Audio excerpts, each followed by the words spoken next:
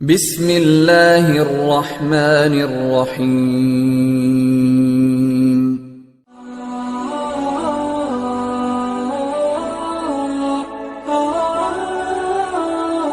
میرے نبی تشریف لے آ رہے ہیں، آپ کو آواز آئی یا رسول اللہ، آپ نے یوں دیکھا کوئی نظر نہیں آیا، پھر آواز آئی یا رسول اللہ، دیکھا تو ایک ہرنی گلے میں رسی چارپائی سے بندھی ہوئی وہ آپ کو پکار رہی تھی۔ آپ قریب آئے، کیا ہے؟ کہ آپ کا صحابی مجھے پکڑ کے لایا ہے، میں اللہ کی تقدیر پہ راضی ہوں، مطلب ذبح کی جاؤں گا، لیکن میرے چھوٹے چھوٹے بچے ہیں وہ بھوکے ہیں، اگر آپ مجھے چھوڑ دیں میں ان کو دودھ پلا کے واپس آ جاؤں گا۔ تو آپ نے فرمایا اگر تو واپس نہ آئی تو پھر، کہ اگر میں واپس نہ آئی تو اللہ مجھے جہنم میں ڈال دے جیسے انسانوں کو ڈالے گا۔ تو آپ نے اس کی رسی کھول دی اور وہیں بیٹھ گیا، اس نے دوڑ لگائی اور پہاڑوں میں غائب ہو گیا۔ دیر گزر گئی تو آپ نے دیکھا وہ پہاڑ سے اتر رہی تھی اور آ کر کہا یا رسول اللہ میں حاضر ہوں۔ اللہ اکبر، اسے خبر ہے میں کیوں حاضر ہوں۔ یہ ہمارے فیصل آباد کا بازار والا 10 روپے کے پیچھے وہ جھوٹ بولتا ہے کہ زمین آسمان کانپ اٹھتے ہیں۔ آپ نے اس کو رسی سے باندھ دیا اور پھر بیٹھ گئے۔ دیر گزری، وہ صحابی ہے جنہوں نے پکڑا تھا شکار کے لیے، وہ دیکھ کے پریشان ہو گئے، یا رسول اللہ آپ کیسے؟ کہا بھائی میرا ایک کام ہے چھوٹا سا۔ کہا کیا؟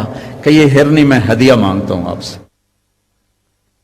انہوں نے کہا یا رسول اللہ ہم تو جان قربان کرنے کے پیچھے پھر رہے ہیں، آپ ہرنی کہتے ہیں؟ کہ بس یہ دے دو، لے لو۔ تو آپ نے اس کی رسی گردن سے نکالی، کہ الحق باہلک، جا اپنے بچوں کے پاس چلی جا، سچ نجات دیتا ہے، جھوٹ ہلاک کرتا ہے۔ میرے بچوں ایک ہرنی جتنی سچائی سیکھ لو، اپنی زندگی سے جھوٹ نکالو اگر اللہ کو پسند آنا چاہتے ہو۔ نہ تہجد پڑھو، نہ اشراق پڑھو، نہ اوابین پڑھو، فرض نماز کا تو معافی کوئی نہیں، اس کی تو معافی کوئی نہیں، سچ بولو۔ فرض روزے کی معافی کوئی نہیں، مت رکھو تم نفلی روزے، مت کرو تم نفلی حج۔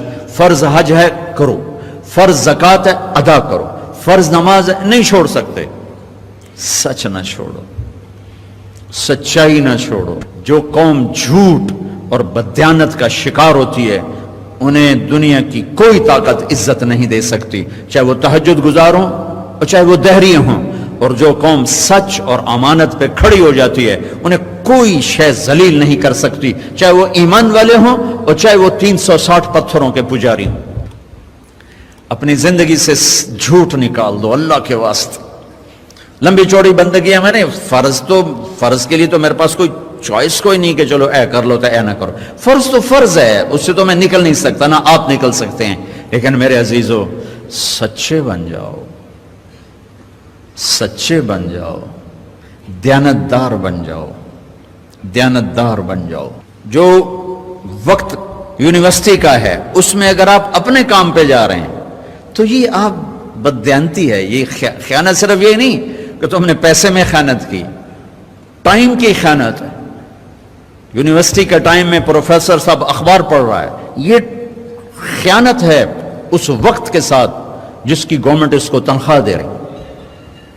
یونیورسٹی کے ٹائم میں وہ حاضریاں لگا کے اور اپنے کام کو جا رہا ہے، یہ خیانت ہے اس ٹائم کے ساتھ جس کی وہ تنخواہ لے رہا ہے۔